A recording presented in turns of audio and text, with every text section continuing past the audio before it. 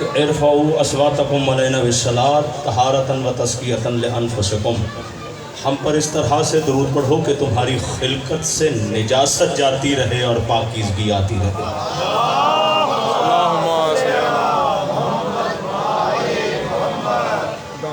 اتنی فضیلت ہے، اتنی اہمیت ہے۔ آپ تفاسیر کی کتابیں پڑھیے کہ جب فرعون نے کہا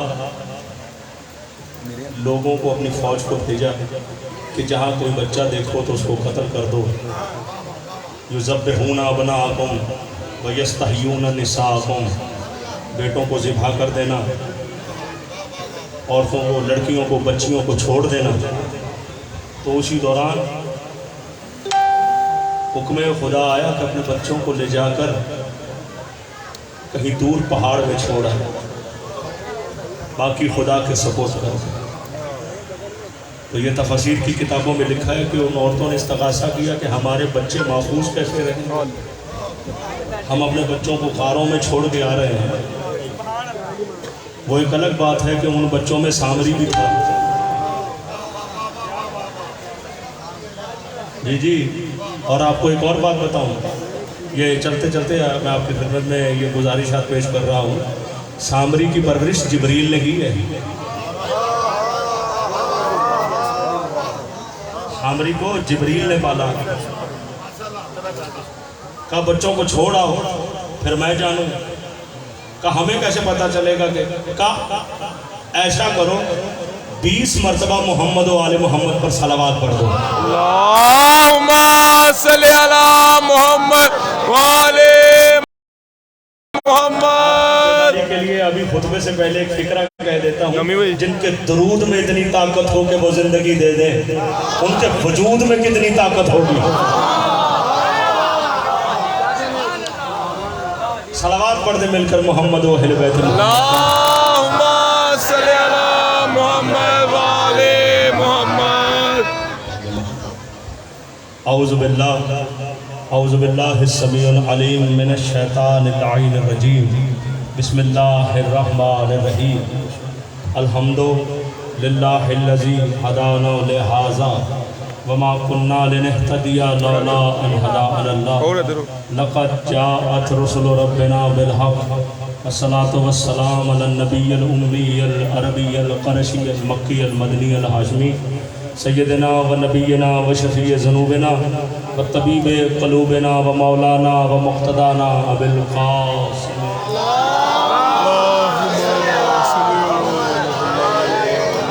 و اہل بیتہ الطیبین الطاہرین المعصومین الذین اذھب اللہ عنہم الرجس و طہرہم تطہیرا۔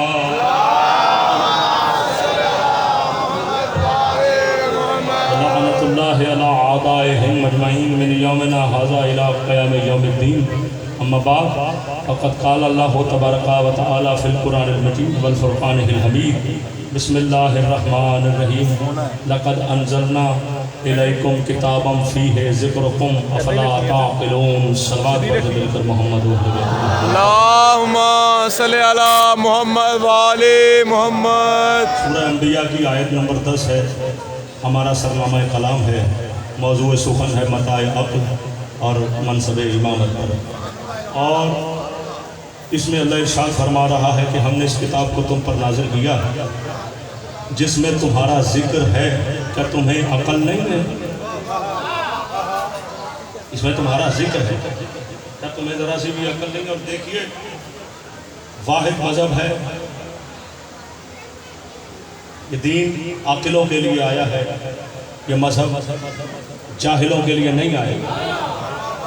اور اللہ تعالیٰ نے پیغمبر اعظم کو مبعوث برسالت وہاں کیا ہے جہاں وحشت بہت زیادہ تھی۔ واہ واہ۔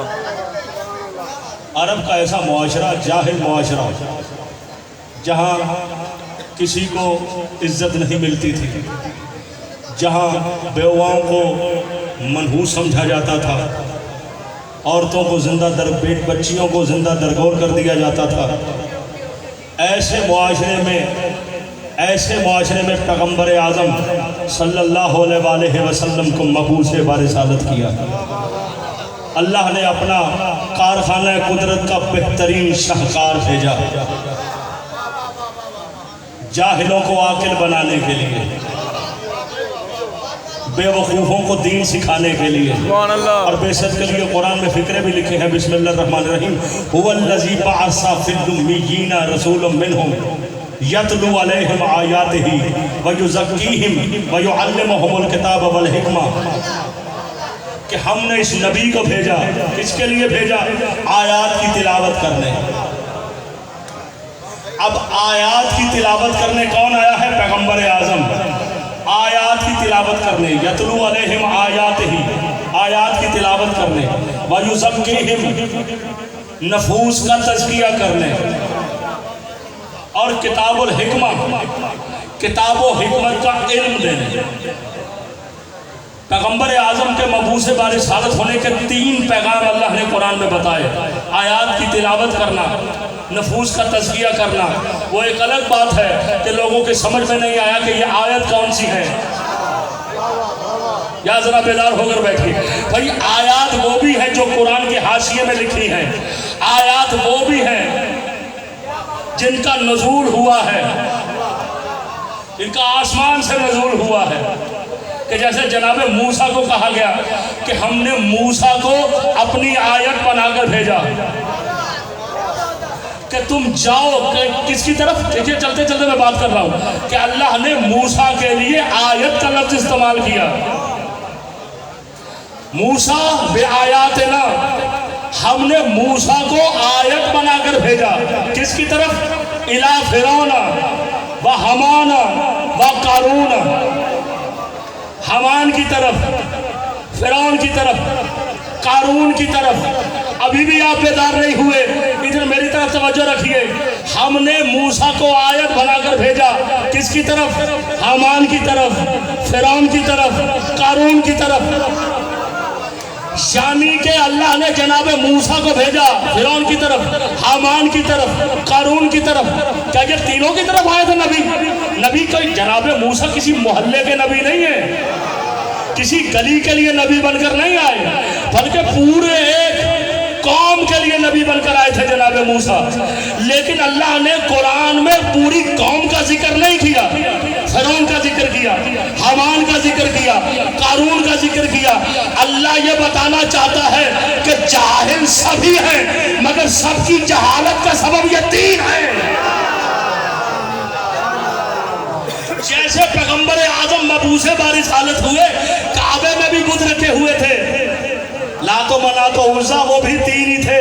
صلوات پڑھیں مل کر محمد و اہل بیت محمد پر۔ اللہم صلی اللہ۔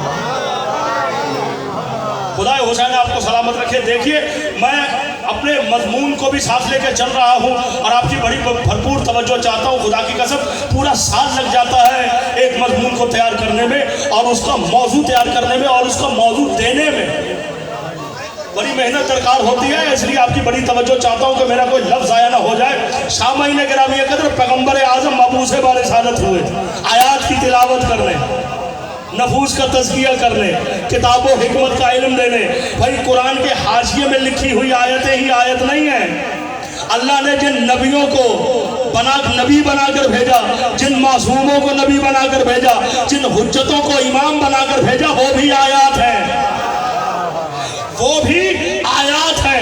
پڑھیے جا کے قرآن، سورہ مبارک حج کی ایک آیت ہے، والذین سعوا فی آیاتنا معجزین۔ اللہ کی آیتوں کو عاجز نہ سمجھنا۔ جاگیے غالب محمد، اللہ کی آیتوں کو عاجز نہ سمجھنا، اور جو اللہ کی آیتوں کو عاجز سمجھے اولئک اصحاب الجحیم، وہ جہنم میں ہوگا۔ جو اللہ کی آیتوں کو عاجز سمجھے، اللہ کی آیتوں کو عاجز سمجھے، کمزور سمجھے۔ یہ تو ایک الگ بات ہے نا کہ اگلا بندہ سمجھنے لگ جاتا ہے کہ پتہ نہیں یہ شاید مجھ سے ڈر رہا ہے۔ ہم اچھے کپڑے پہن کے کیچڑ کے پاس سے گزرے نا، اس لیے گزرتے ہیں تاکہ کیچڑ نہ پڑ جائے، اور کیچڑ کے اندر اگر یہ تکبر آ جائے یہ مجھ سے ڈر رہا ہے۔ آل محمد آپ کو سلامت رکھے۔ تو دیکھیے سامعین گرامی قدر، آیات صرف وہی نہیں ہے۔ اللہ نے کہا قرآن میں کہ جو اللہ کی آیتوں کو عاجز کرے اور وہ جہنم میں رہے گا. صلوات پڑھے مل کر محمد. آئیے بسم اللہ یہاں آ جائیں. سارے دیگر صلوات پڑھے مل کر محمد و اہل بیت محمد پر.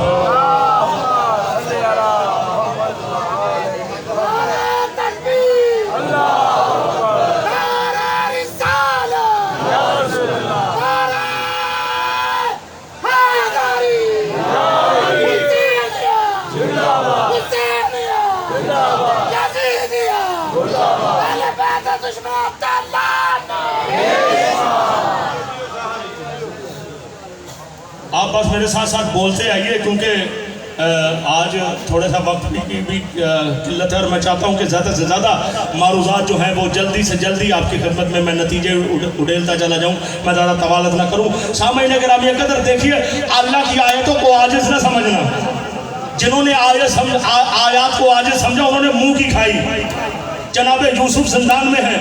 ایک شخص نے دو شخص آئے آ کے خواب سنایا جناب یوسف کو. ایک کے لیے جناب یوسف نے کہا تمہیں رہائی نصیب ہوگی. بیٹے بیٹھ جاؤ. یہ جو ہے نا توجہ پٹ رہی ہے. صلوات پڑھے مل کر محمد و اہل بیت محمد کا.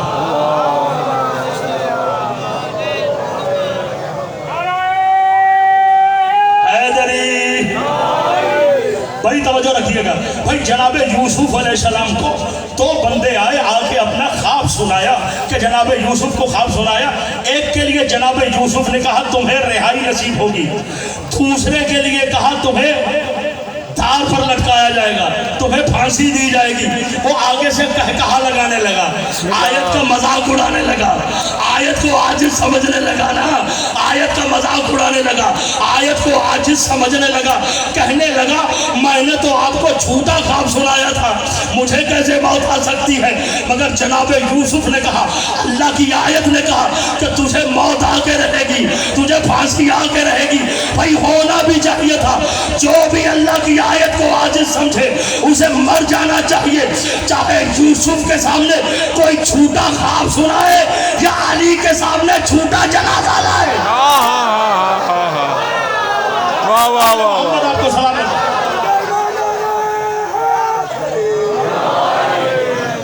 علی کے پسینے سے پھول بنتے ہیں, علی کے پسینے سے پھول بنتے ہیں, انہی کے نقشے قدم پہ اصول بنتے ہیں. ارے تم کیا جانو حسن حسین کی فضیلت کہ جن کی سواری خود رسول بنتے ہیں. مولا آپ کو سلامت رکھے, سبحان اللہ. مولا آپ کو آباد و شاد رکھے. سامعین گرامی قدر پیغمبر اعظم مبعوث برسالت ہوئے, دو اعجاز دے کر بھیجے اللہ نے, ایک قرآن دوسرا علی. اور کہا کہ جب علم کا میدان آئے قرآن پیش کرنا, جب چڑھنے کا میدان آئے علی پیش کرنا. مگر کیا کرے پیغمبر اعظم کو نہ پڑھائی کے میدان میں علی کے علاوہ کوئی نظر آیا, نہ کوئی نظر نہیں آیا.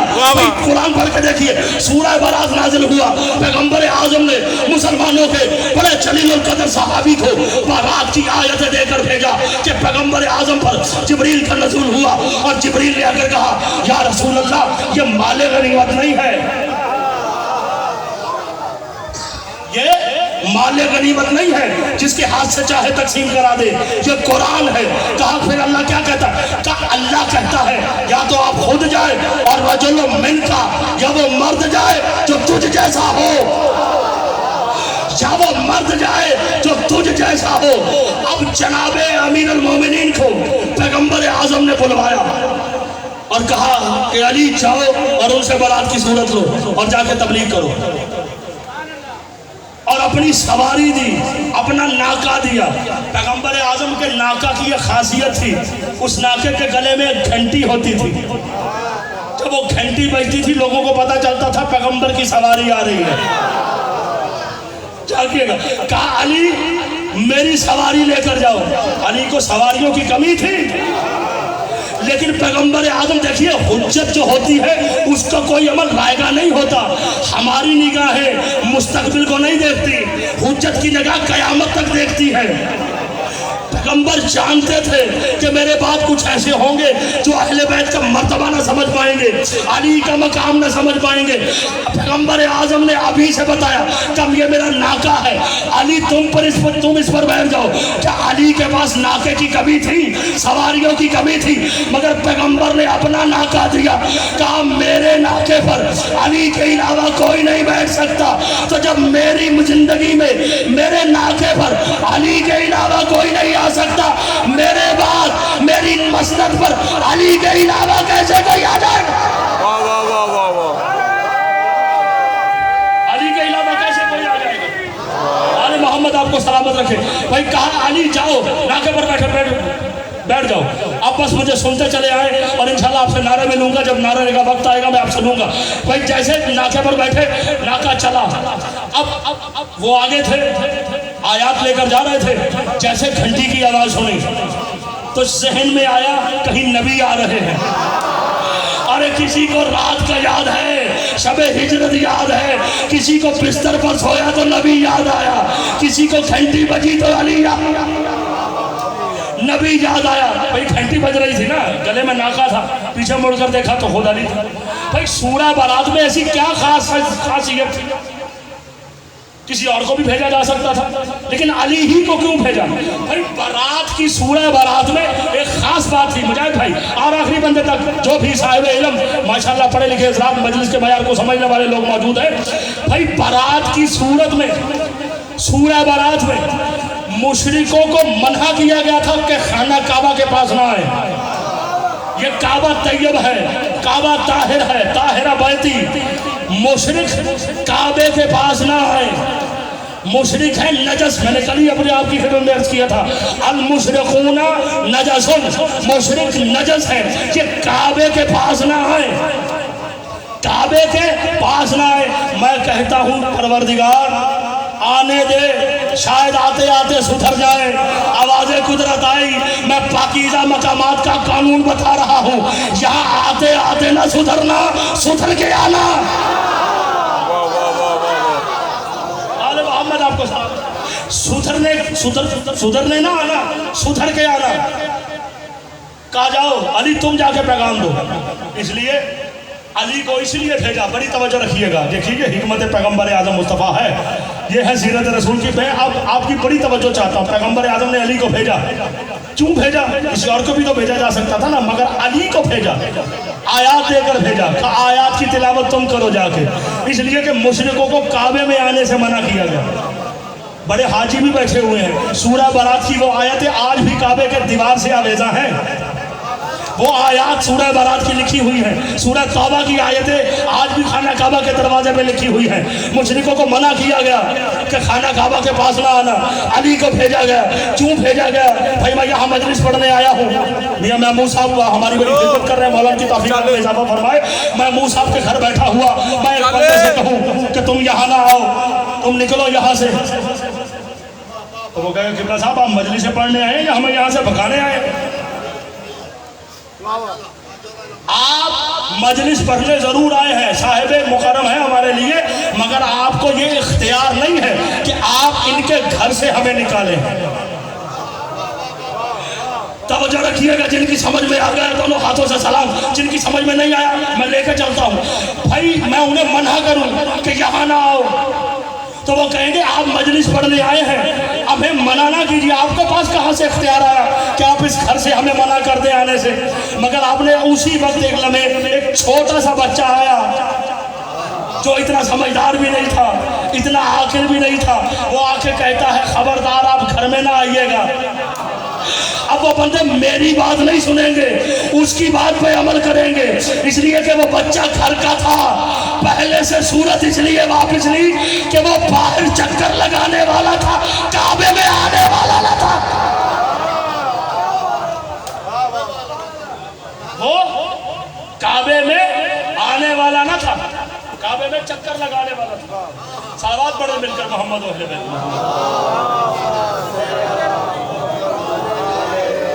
بارے دیگر صلوات پڑھیں مل کر۔ جاتا ہے مدینے تو دشمنی ہے علی سے، محبت بہت کرتا ہے مدینے کی گلی سے، ارے بک سے علی رکھ کے نہ کبھی آنا مدینے، پیغام سوال آئی ہے گلزار نبی سے، نعرہ حیدری۔ آل محمد آپ کو سلامت رکھے۔ سامعین گرامی قدر، یہ ہے سیرت پیغمبر، اور پیغمبر اعظم کی سیرت دیکھیے۔ اللہ نے قرآن میں کہا لَقَدْ كَانَ لَكُمْ فِي رَسُولِ اللَّهِ أُسْوَةٌ حَسَنَةٌ، تمہارے لیے اسوہ حسنہ بہترین نمونہ ہے۔ ہم نے دین سمجھنا ہے پیغمبر اعظم کے ذریعے سے، کہ پیغمبر اعظم نے ہمیں کیا سکھایا، ہمیں دین کیسے سمجھایا، ہر دین کیسے سمجھایا۔ بھائی پیغمبر اعظم اگر اہل بیت کو ہٹا کے دین سمجھے تو اہل بیت کو ہٹا کے سمجھو، لیکن اگر مباہلہ کے میدان میں اہل بیت کو ساتھ لے کر جائے، دیکھیے سیرت رسول، بس میں چلتے بہت جلد گزروں گا اور سیرت رسول کی چند جھلکیاں آپ کی خدمت میں پیش کروں گا۔ بھائی جیسے ہے توحید کو منوایا پیغمبر اعظم نے اپنے کردار کے ذریعے، لیکن توحید بھی اہل بیت سے خالی نہیں، توحید بھی اہل بیت سے خالی نہیں ہے۔ بھائی اللہ نے کہا اللہ کو اللہ ماننا کافی نہیں ہے، اللہ کو احد ماننا ضروری ہے۔ اللہ کو اللہ ماننا ضروری نہیں، اللہ کو احد ماننا ضروری ہے، ایک ماننا ضروری ہے، احد ماننا ضروری ہے۔ احدم بلا عدد وہ ایک الگ بات ہے، لیکن آپ کے ذہن کے مطابق میں بات کر رہا ہوں۔ اللہ کو ایک ماننا ضروری ہے، نبی کو خاتم النبیین ماننا ضروری ہے، علی کو اللہ کا ولی ماننا ضروری ہے۔ واہ واہ سبحان اللہ۔ توحید کا پیغام، پیغمبر اعظم کی سیرت اہل بیت سے خالی نہیں۔ ادھر دین پہ بھائی حملہ کس پہ تھا؟ جناب سیدہ پہ معاذ اللہ تھا؟ حسن و حسین پہ بات آ رہی تھی؟ نہیں، کس پہ بات آ رہی تھی؟ دین پہ۔ عیسائیوں نے بات کی قرآن پہ، عیسائیوں نے حملہ کیا دین پہ۔ آیا کون؟ اہل بیت۔ پیغمبر اعظم اہل بیت کو ساتھ لے کر آئے، مباہلہ کے میدان میں ساتھ لے کر آئے، جناب سیدہ کو ساتھ لائے، حسن و حسین کو ساتھ لائے، مولا متقیان کو ساتھ لائے۔ بتایا دین کا پیغام کہ جب بھی دین پہ وقت آئے اہل بیت کو ساتھ لینا۔ یہ سیرت رسول ہے۔ کیا سن رہے ہیں آپ؟ میں سیرت رسول قرآن سے سنا رہا ہوں۔ بھئی یہ سیرت رسول یہی ہے نا۔ پیغمبر اعظم نے بتایا جب بھی دین پہ حملہ ہو اہل بیت کو ساتھ رکھنا، جب بھی دین پہ کڑا وقت آئے اہل بیت کو ساتھ رکھنا۔ اور جنہوں نے اہل بیت کو چھوڑا کہا مودت کریے قل لا اسألکم علیہ اجرا الا المودۃ فی القربى، میں کوئی نہیں اجر مانگتا سوائے اس کے کہ میرے قرابت داروں سے مودت کی جائے۔ یہ پیغمبر اعظم نے فرمان دیا ہے، اور یاد رکھیے یہ خواہش پیغمبر نہیں ہے۔ اللہ نے آیت میں کہا ہے کہ میرے طرف سے تم کہہ دو۔ بھائی نبی نہیں چاہتا، اللہ چاہتا ہے۔ اللہ کی طرف سے پیغام آیا ہے، قل کہہ دو، نبی کی خواہش نہیں ہے، اللہ کی خواہش ہے، تم کہہ دو۔ اب ہم نے جو بھی چیز سیکھنی ہے نبی کے ذریعے سے سیکھنی ہے نا۔ ہم ہمیں نماز پڑھنی ہے تو نبی کی طریقے سے، کہ جیسے نبی نے سکھایا۔ روزہ ایسے رکھنا ہے، دین کے جتنے بھی امور سر انجام دینے ہیں ہمیں نبی کی وجہ سے دینے ہیں نا۔ تو اس لیے صحیح بخاری تک میں حدیث لکھی ہوئی ہے۔ بس دیکھیے ایک اور بات، یہاں پہ ایک اعتراض بھی ختم کر رہا ہوں اور آخری بندے تک بڑی توجہ چاہتا ہوں۔ فرقوں کی اسلام میں تعداد ہے 73 اور طریقے ہیں 5 نمازوں کے۔ 5 طریقے ہیں نمازوں کے اور فرقے ہیں 73۔ 4 طریقے 4 اماموں والے، ایک طریقہ 12 اماموں والا۔ آل محمد آپ کو سلامت رکھے۔ اور صحیح بخاری میں ملت اسلامیہ کی کتب میں یہ حدیث لکھی ہے، نماز ایسے پڑھنا، پیغمبر اعظم کا فرمان ہے، نماز ایسے پڑھنا جیسے مجھے پڑھتے ہوئے دیکھنا، سننا نہیں۔ بھائی پیغمبر اعظم کی حدیث ہے، میں اتحاد بین المسلمین پہ بات کر رہا ہوں۔ یہ سنی کتب میں لکھی ہے، صحیح بخاری یعنی کہ جس میں صحیح حدیثیں ہوں۔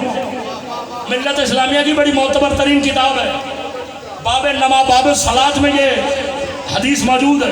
پیغمبر اعظم نے فرمایا نماز ایسے پڑھنا جیسے مجھے پڑھتے ہوئے دیکھنا۔ اب 5 طریقے ہیں نمازوں کے، 4 طریقے 4 اماموں والے، 1 طریقہ 12 اماموں والا۔ ہم 4 اماموں کے پہلے امام کے پاس پہنچے۔ کیا آپ نے نبی کو نماز پڑھتے دیکھا؟ تو وہ کہیں گے احمد تو پاگل تو نہیں ہو گیا ہے، میں نماز تو دور میں نے نبی ہی کو نہ دیکھا۔ یار کیا سن رہے ہیں آپ؟ بھائی پوچھیں گے جا کر ان سے بھائی آپ نے نبی کو نماز پڑھتے دیکھا؟ وہ کہیں گے نماز تو دور میں نے نبی ہی کو نہ دیکھا۔ ہم دوسرے امام کے پاس گئے، کہا آپ نے نماز پڑھتے دیکھا؟ کہا میں پہلے کے بعد آیا۔ ہم تیسرے کے بعد گئے، کہا میں دونوں کے بعد آیا۔ ہم چوتھے کے پاس گئے، کہا میں تینوں کے بعد آیا۔ اب ہم چلے 12 اماموں کے پاس، 12 سے چلتے ہوئے پہلے کے پاس پہنچے، کہا یا علی آپ نے نبی کو نماز پڑھتے دیکھا؟ تو آواز آئی میں نے تب دیکھا جب کسی نے نہ دیکھا۔ آل محمد آپ کو سلامت رکھے۔ ابھی نہیں، ابھی جملہ آ رہا ہے۔ بھائی پہلے نے بتایا میں نے تب دیکھا جب کسی نے نہ دیکھا، دوسرے نے کہا میں نے پہلو میں بیٹھ کر دیکھا، تیسرے نے کہا میں نے پیڑ پہ بیٹھ کر دیکھا۔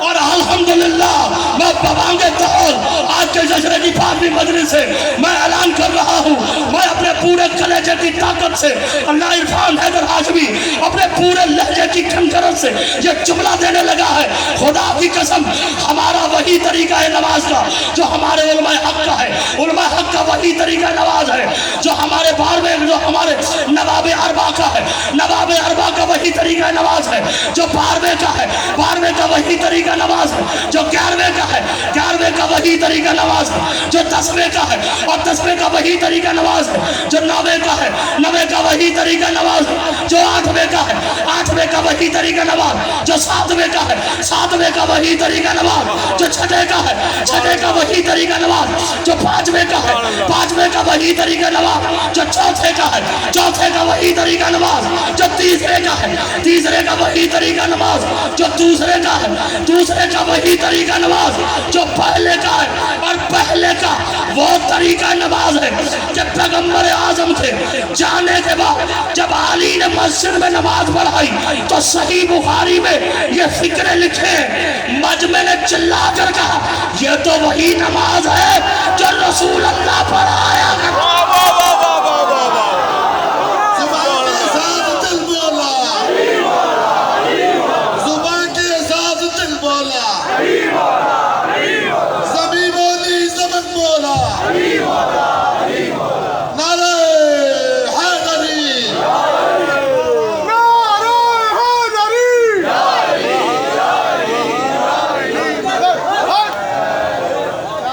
اصول دین کا بچاتے ہیں جو کربلا والے، اصول دین کا بچاتے ہیں جو کربلا والے، تو ورق ورق پہ کہانی لکھ گئی ہوتی، تو ورق ورق پہ کہانی لکھ گئی ہوتی، بچا گیا اسے سجدہ شبیر کا، بچا گیا اسے سجدہ شبیر کا، ورنہ نماز تو اثر سے پہلے ہی مر گئی ہوتی۔ نعرہ حیدری، حیدری، ماشاءاللہ جی کیا کہہ رہے ہم ہیں؟ نے ہر چیز سیکھنی ہے پیغمبر اعظم کے ذریعے سے۔ یہ سیرت پیغمبر ہے جو ہمیں ہر چیز بتائے گی۔ ہم نے پیغمبر اعظم کی سیرت سے لینے ہیں کہ نماز کیسے لینی ہے۔